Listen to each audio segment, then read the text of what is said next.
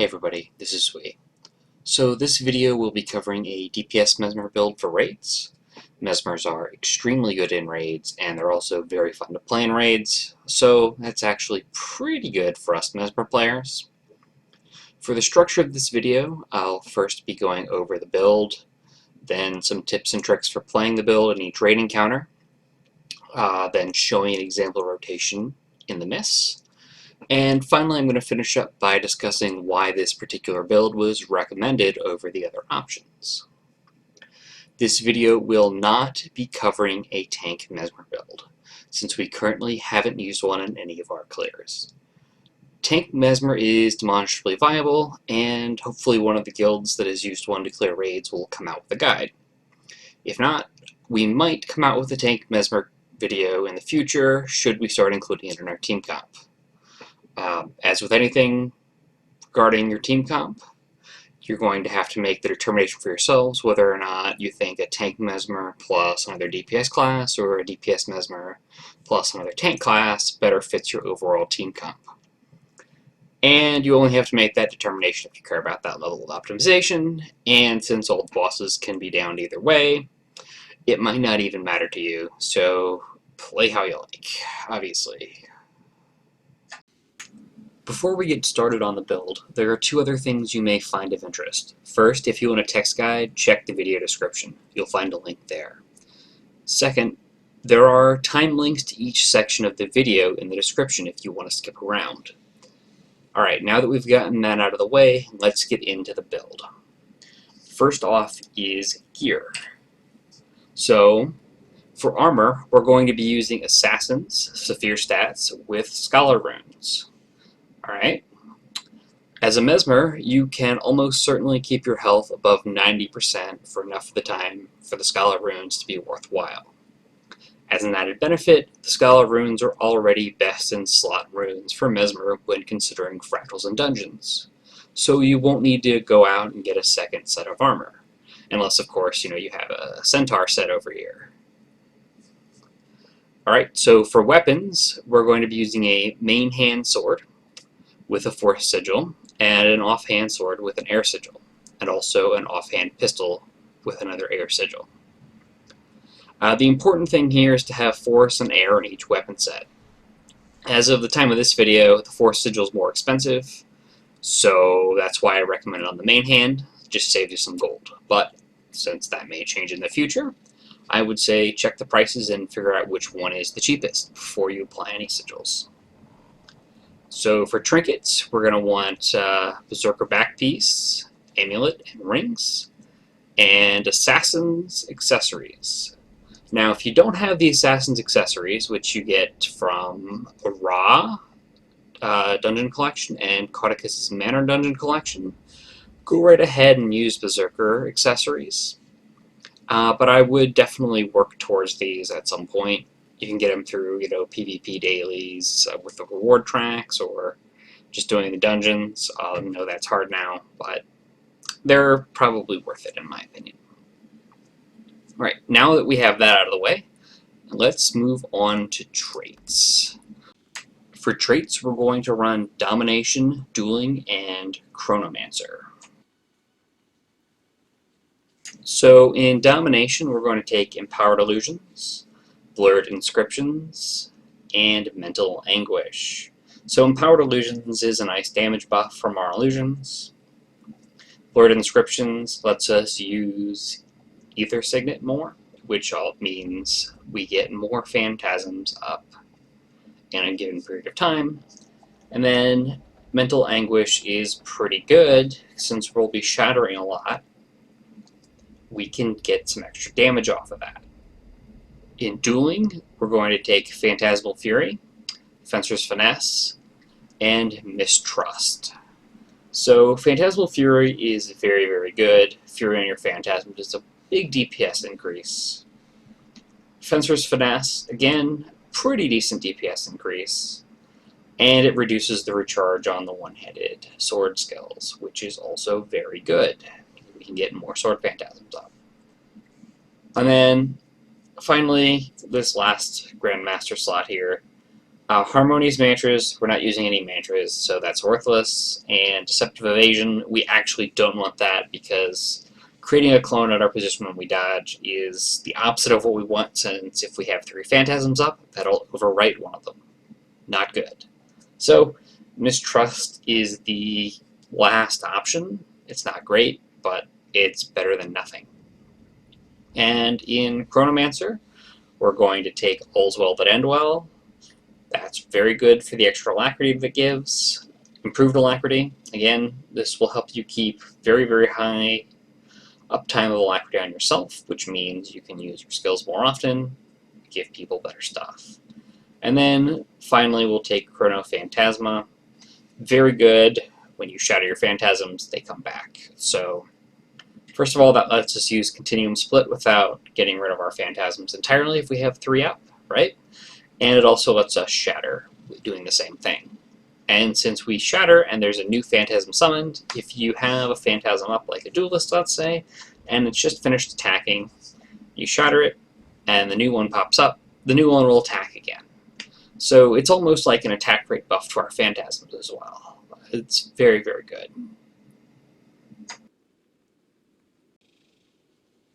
Alright, so for skills, for boss fights, we're going to want to take Ether Signet, Well of Action, Mimic, and Well of Recall, and Time Warp. So, Ether Signet, already explained, gives you more phantasms, pretty decent heal, and if you're really struggling for a Scalar uptime or something and you don't need extra phantasms quite at that moment, the passive heal is actually also pretty good. Well of Action, Alacrity and Quickness, pretty simple, pretty awesome. Mimic, we're basically just going to use that to get more wells per time. Okay, and then Well of Recall, great alacrity uptime again, very useful skill, and it also provides a pulsing chill. Great. And then Time Warp, again, pretty simple. Quickness is very, very good. Okay. That's about it for the skills for boss fights. Now, if we're talking about skills for the Ghost Run event in Spirit Woods, you're going to want to drop your Well of Recall here, and you're going to want to put on Portal. And this is basically because we can use Portal during this section to speed up parts of the run and make it a lot easier for our team. I will be talking about that more in the tips and tricks section later on in the video, so stay tuned. For food, truffle steaks are going to be our best unconditional DPS food to use. Dragon's Breath buns are very, very good if you are killing ads and you're willing to switch food, or for Sabbatha actually, if you don't really want to switch food that much, you can use those after about 30 seconds when her ads start to periodically spawn and keep the buff up almost the whole time. So the next good food is Om Berry Pies, also known as Om Berry Ghost or Slice of Candy Dragon Roll. Just get whatever is the cheapest per time. Some people don't like the Om Berry Ghost because of the effect. Some people don't care. This is pretty good food to swap to under heavy pressure, and it is also quite cheap. So if you're looking for like a budget food option, this one's pretty good. And then golden fried dumplings are another very good food, and they're mildly cheap, I guess. So the extra 20% boon duration is really key. You can use that when you're about to give a lot of quickness, right? And that will make your boons last a lot longer. Your boons lasting longer is going to be very, very good, so I definitely recommend swapping to that food when you're doing it. And if you're not willing to swap to that food, I would say you could just run golden fried dumplings the entire time, because that would be pretty good. So for utility nourishment, we've got two things you're going to want. You're going to want bountiful maintenance oils and bountiful sharpening stones. And so you're basically going to always want to run the bountiful maintenance oils if you don't have a ranger in your group, giving you awesome ranger buffs. Now, if you do have a ranger in your group giving you awesome ranger buffs, swap to the sharpening stones. Another time you want to swap to the sharpening stones is the Spirit Woods Ghost Run section. Because, hey, you're killing walls, and they don't take critical damage, so you might as well get the extra power, as opposed to the extra precision, which won't help you. And you may have noticed both of these foods have 10% extra boon duration.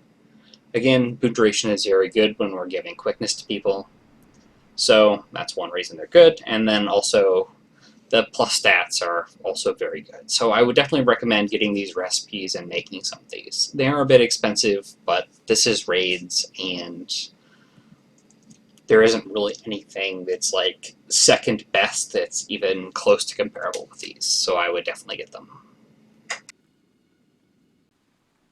Alright, now for some tips and tricks. So on all of the bosses, you should definitely call out your time warps, preferably a bit in advance, and then again when you actually do them. This way your tank will know not to kite the boss out of the location if they can avoid it, and any revenants that are in your party will be able to give you 50% outgoing boon duration via Facet of Nature. Again, boon duration is pretty awesome when paired with quickness, and you really want your revenants to do that. If you do notice they're not doing that and they're using Herald, you can maybe talk to them and be like, hey, can you give me Facet of Nature? It'll be really good for quickness. And most revenants will be like, yeah, definitely, I can do that. Right, so tips for the Veil Guardian. You should be careful of using your Time Warp too near the split phases. Because if you do that, you might waste the additional buffs on the Veil Guardian going invulnerable and running back to the center, and then waiting for the colored Guardians to spawn. And you don't really want to waste that. That's a very good skill. So another thing to do is make sure that when you Time Warp, your tank's going to keep the boss in the same general location to get the maximum benefit out of it. Kind of goes along with coordinating above, but on the Veil Guard, you know that sometimes your tank just has to move the boss and there's no way around it. So you can predict that and time your Time Warps around it. It's better to wait a few extra seconds to use Time Warp than it is to use it and then have the boss run out 2 seconds later. Alright, so last tip for the Veil Guardian is in the split phase, you should go to the Blue Guardian.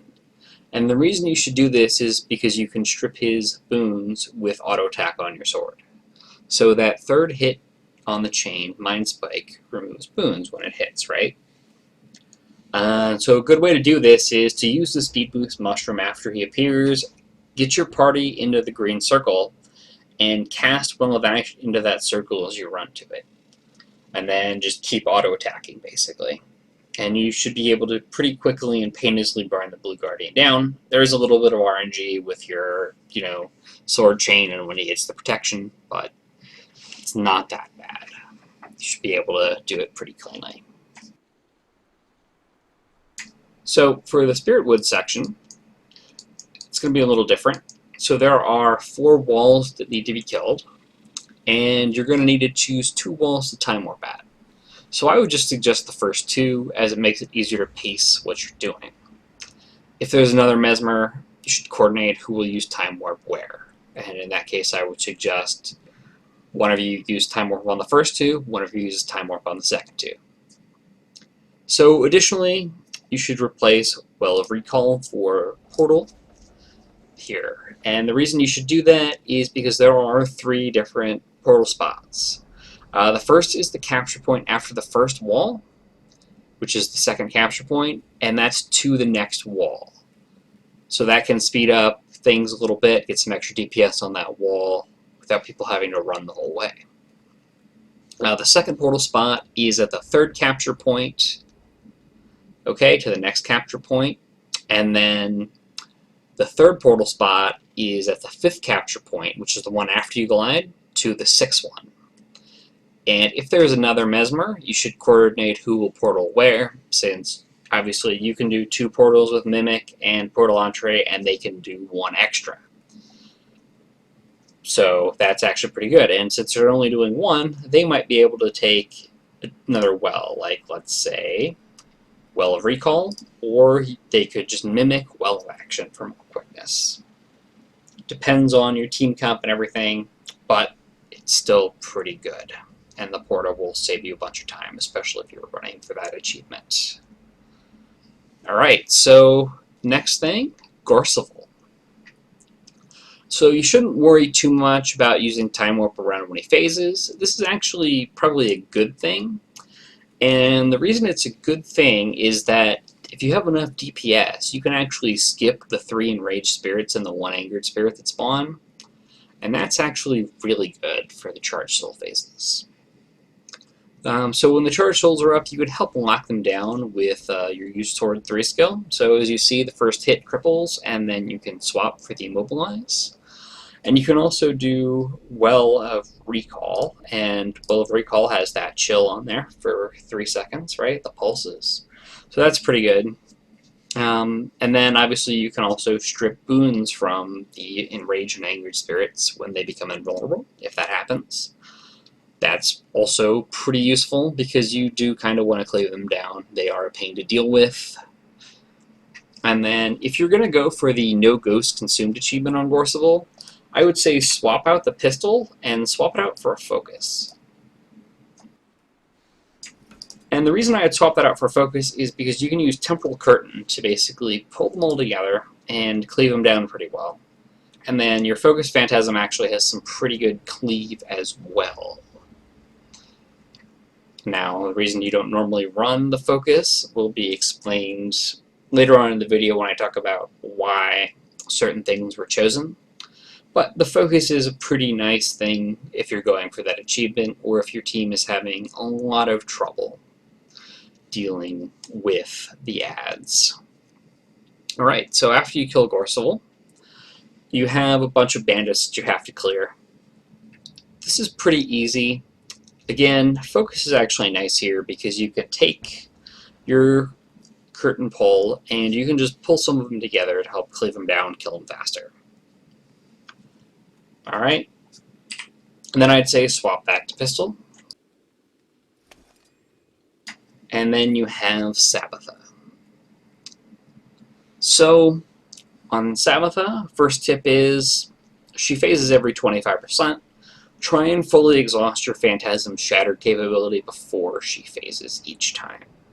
And that way you can kind of get the maximum damage out of them, and you can get the maximum self-alacrity from shattering. And then you can resummon the Phantasms on her champions, and you can use Ether Signet to get 3 of those up on the champion as soon as possible. And you should kind of repeat this shattering before the champion is about to die. Because again, if the champion dies and you haven't shattered them, it's just kind of wasted. So another thing to be very careful of is when you use Continuum Split.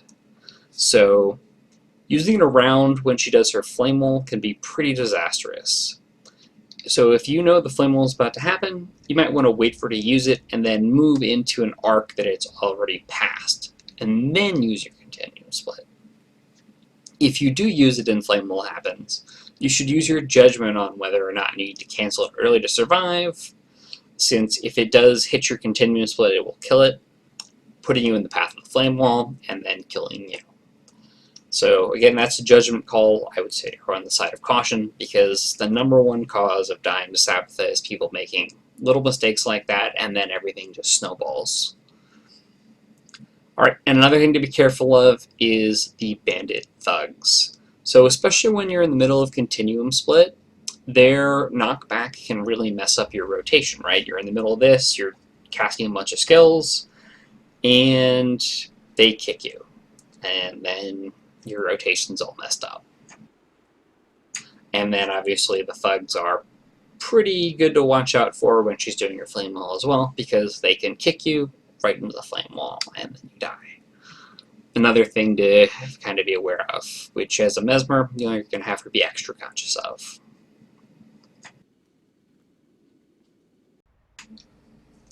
Since this rotation is fairly long, it's all around the cooldown of Continuum Split, and not a lot happens in most of the rotation, I'm only going to show you the most interesting part here.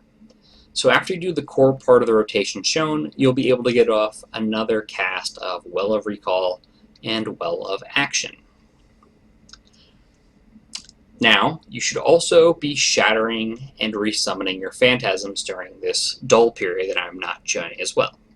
So the best way to do that is after each phantasm has attacked recently, you shatter it, basically. So you want to try and keep track of how many shatters each phantasm has left. And you want to ensure that you'll always have 3 phantasms out and attacking with little to no downtime on, having only 2. So for example, if you have 2 fresh phantasms that haven't ever been shattered before, and one that's been shattered once, you should wait to shatter until you're casting a new phantasm summoning skill. So that way, the new phantasm will replace the one that's going to die just after the shadow happens, and you have almost no phantasm downtime.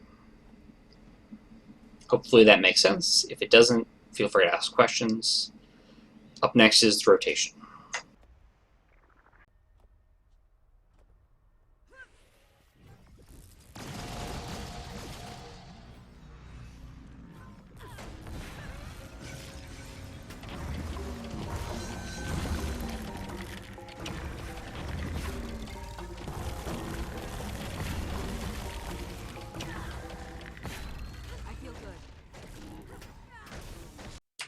So before I get into explaining why I chose the particular build that I did, first I have some interesting data that you might like to see. So, how much can you break? So as you can see here, break increases with the y-axis. This x-axis here doesn't mean anything, it's just spread out so that all little dots aren't quite on top of each other. So looking at this graph, you can get a pretty good idea of how valuable each break skill actually is. And you can also see there's a little variance in some of the skills, like Focus 4. I have a minimum and I have a maximum. And the reason for that is it doesn't seem to be quite consistent in how much it does.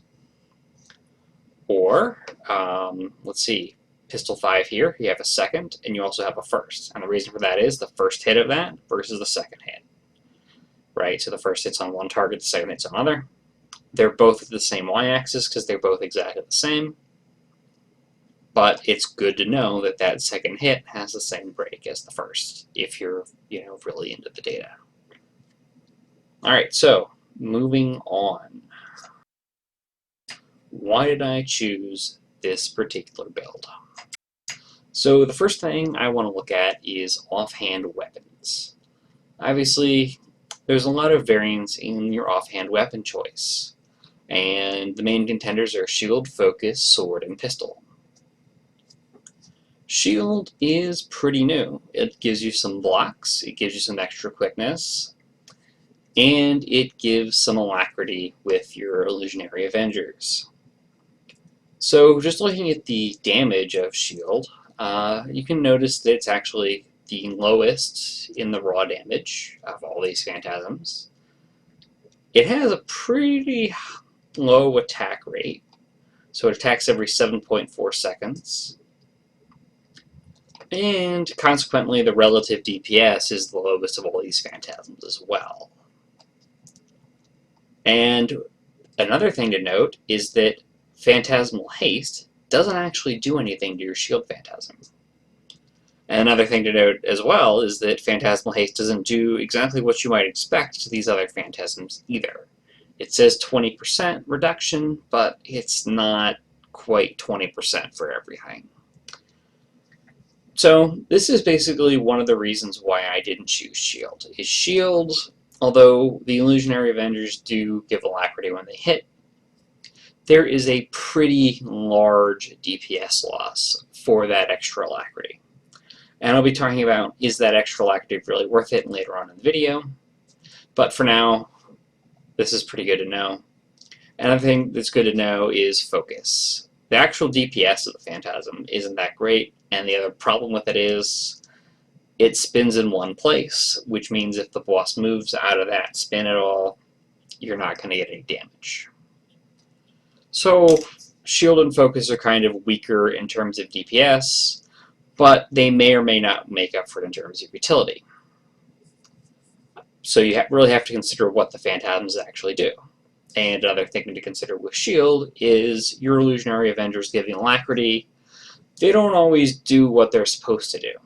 So they might not actually give alacrity to anybody. They might give it to themselves, and they don't benefit from it. They might give it to a necromancer's pets that don't benefit from it. Or they might just miss entirely because the boss is moving.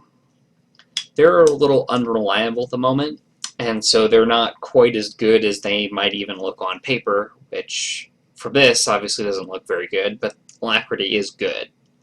So I wouldn't say discount shield entirely, especially not for Mesmer tank, because the blocks are awesome. But for a DPS Mesmer, we're going to lean more towards sword and pistol, because as you see, their relative DPS is actually pretty good. So another thing to consider here is a lot of people might be thinking, hey look, I can run illusions. Illusions reduces the cooldown on shatters. Continually splits to shatter, which means we can get more time warp. That's got to be good. Well, this isn't necessarily the case. So if your rotation period is limited by Mimic, right, which normally has a cooldown of 90 seconds or so, then there's actually no benefit over dueling, just less personal DPS. And the reason for that is you're going to be waiting for your Mimic cooldown anyway, right? It's going to be the longest thing on cooldown. And if it's not the longest thing on cooldown, it means you're not using it again outside continuing split. And if you're not doing that, you end up with less alacrity uptime and basically the same amount of quickness uptime, and it's just not good. So if the rotation period is limited by continuous split and you're not running chaos, that's the situation I just mentioned with Mimic. It's not good, right? It's kind of meh. Now, if you are running chaos, because you can trait the minor trait in chaos, right? Or actually, it's the adapt level for reduced cooldown on Mimic, which is pretty good. Which means Mimic stops being the limiting factor. You can get a lot better quickness and alacrity uptimes. Is that worth it? Is that not worth it? I'll discuss that later.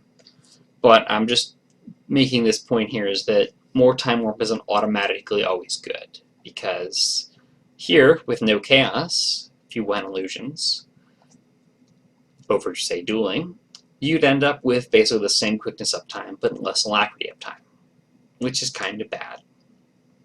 Alright, so if the rotation period is limited by time warp, well, it shouldn't be limited by time warp.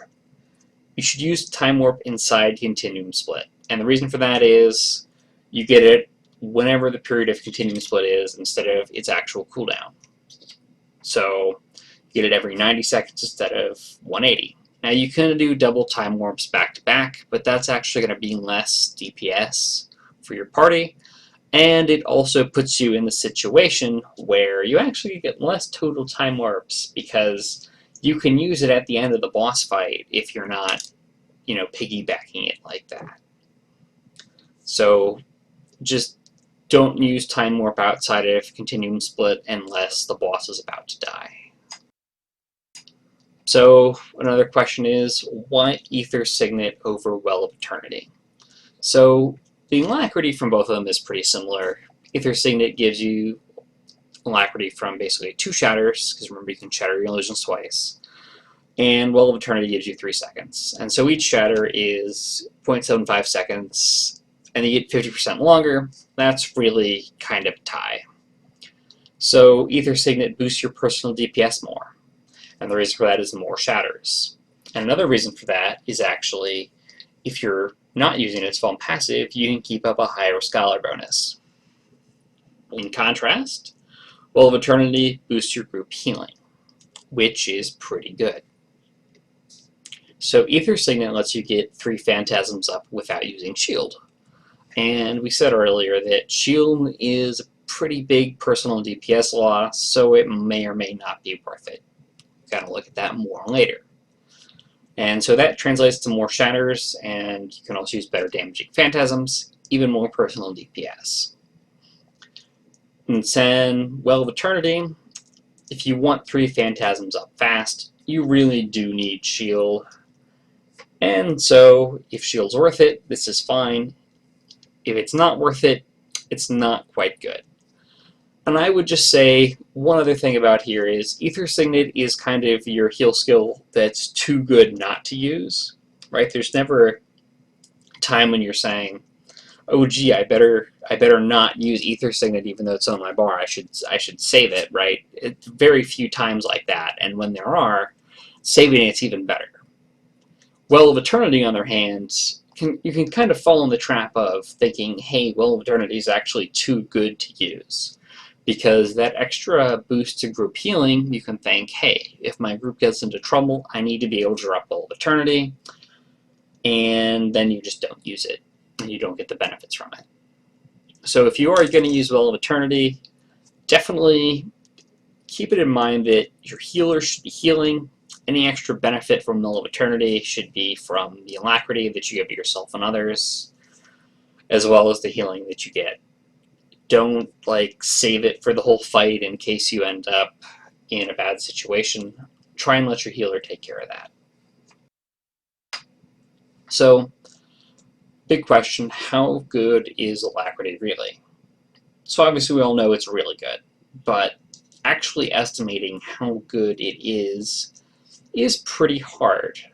And to actually do that, you need some fairly complicated modeling of your rotations and classes and everything else to really see how the DPS is affected by alacrity.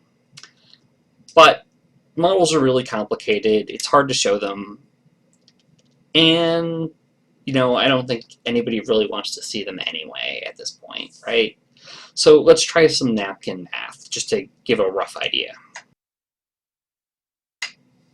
So if 100% alacrity gives a 25% DPS boost, which that's actually pretty high, right? If we're talking like Warrior, for example, alacrity is actually under a 10% DPS boost. 100% alacrity is under a 10% DPS boost for Warrior, for example. And then for Thief, it's basically 0. For NG, it's pretty high. We might actually see 25% with an NG. So I picked a high number. Mesmer can easily achieve 65% group alacrity and 100% self-alacrity. So 65% alacrity would give a 0.65 times X% DPS boost. So you end up with a difference of 0.35, right, because that's the amount remaining. You have 35% left there, times whatever that X% is, which is going to be 25% in this case. So we get this number. This is a pretty good factor that we need, so we can figure out kind of the difference in the DPS. So how much is alacrity actually boosting the DPS of 4 people? So now we're going to do some algebra. Set, Mesmer DPS loss from actually providing this additional alacrity, going from 65% to 100%, equal to 4, because you have 4 people. So the average pre-alacrity DPS, because we're just assuming that, we can multiply the pre-DPS by 1.25 to get the DPS after alacrity. And then this factor here, which represents the difference between 65% and 100%. And then we just solve for the average pre-alacrity DPS, since we can figure this out fairly well compared to this term, which we're using to get a ballpark. So when we do solve this, we find that 4 players in a party would need over 19,000 DPS each to compensate for the DPS loss from the Mesmer. And so I assumed about 6,750 personal DPS loss from the Mesmer, going from 65 to 100% alacrity. And that's actually a fairly conservative estimation of the DPS loss. All these numbers are actually fairly conservative in the favor of alacrity, obviously, because, hey, if you have, a warrior in your party for failing strength, and maybe you have a revenant for boon duration, that 25% average DPS boost from each character in your party is really probably not realistic. It's probably a lot lower than that, which would shift the average DPS that they need to way over this number, and obviously that is really not realistic. Alright, so boon duration. Should we assume facet of nature? The simple answer to this is yes. Plus 50% boon duration is really good. Mesmer has to make really big sacrifices, but Revenants basically don't. They're going to be running Herald anyway. Glint is strictly better than Malix. And granting Facet of Nature is maybe a tiny personal DPS loss for Revenants, but overall, it's going to be a better party-wide DPS gain than if the Mesmer had stacked plus 50% boon duration instead of just relying on Facet of Nature. So again, on the topic of boon duration, obviously boon duration is really good. More quickness is good. Everyone likes quickness, but if you stack a lot of it, it can be pretty costly to personal DPS, right? 30% boon duration you can get just from food and utility. 100% boon duration, if you're getting that just yourself, you need lots of commander's gear, you need to put platinum doubloons on stuff, you might need leadership runes or surging runes. I mean, it's pretty crazy. And that's a pretty big DPS loss for you as a Mesmer. So, to give a good answer on this, you'd really need modeling. And again, like I said, we're not going to go into that. You do need to keep in mind that a lot of the quickness benefit is from more auto attacks if you ignore alacrity. So if you have a bunch of quickness, a lot of that extra damage is going to be just, hey, you get more autos in, which is pretty good, but not quite as good as, oh, hey, I have perma quickness, I can just use 100 blades off cooldown repeatedly over and over and over again. It's not quite the case. So, as a general guideline, I'd say stay under 50% boon duration from yourself, and also try and stay under 100% quickness uptime, because more than 100% quickness uptime isn't going to benefit anyone, right? If you're at 100%, you're at 100%. Quickness isn't going to overflow, right? Might overflows when it gets capped on stacks. Quickness will overflow when it gets capped on stacks, but you're not ever going to cap out on stacks of quickness and have it overflow to other people in your squad, right? So going over 100% will not help you. So here's an idea of quickness and alacrity uptime for different builds. In blue, we have the two builds that I have recommended here with a little bit of rotation variation.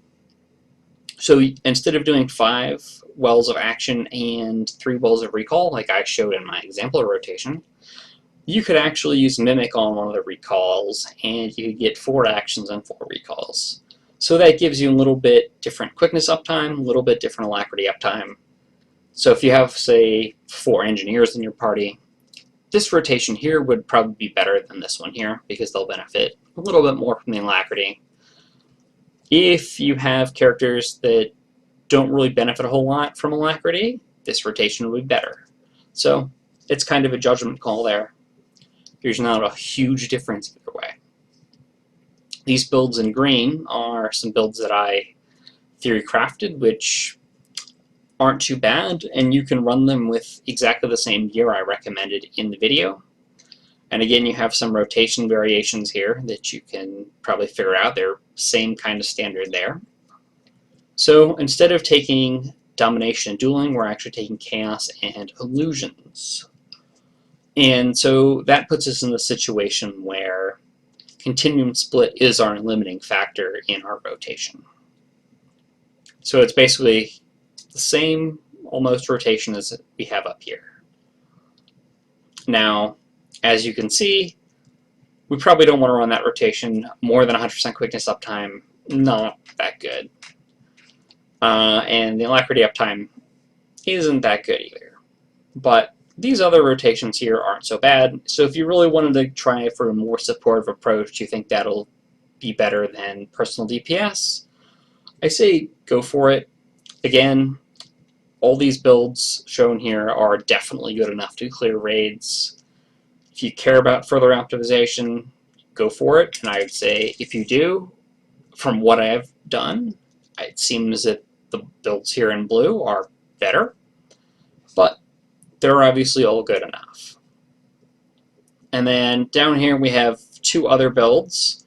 So we have Chaos Inspiration here, and you get with crazy self-boon duration, right? Crazy quickness uptime because you're copying it when you resummon your phantasms. Okay, you're running shield and you're running focus instead of sword and pistol with all these others, so your DPS is a bit lower. So this is really shifted heavily onto the support aspect. Then I would say shifting that heavily to support as opposed to, you know, something even in the green range here is probably not worthwhile.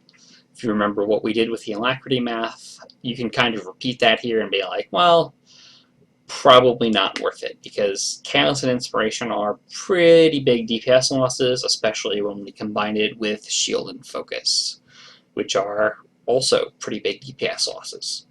Now here, at least you're balancing out, you know, Chaos and Illusions, you have Sword and Pistol, and Illusions lets you shatter a whole lot more.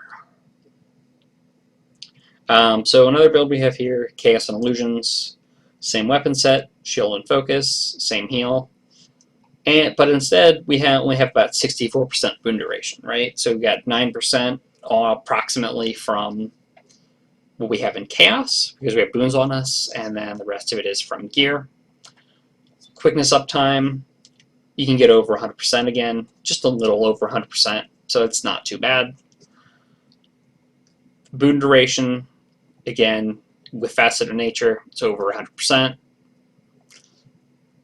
Quickness, and 100% is the cap, by the way. Quickness uptime with Facet of Nature, way over 100%, doesn't matter. And then group alacrity uptime, it's pretty similar to over here.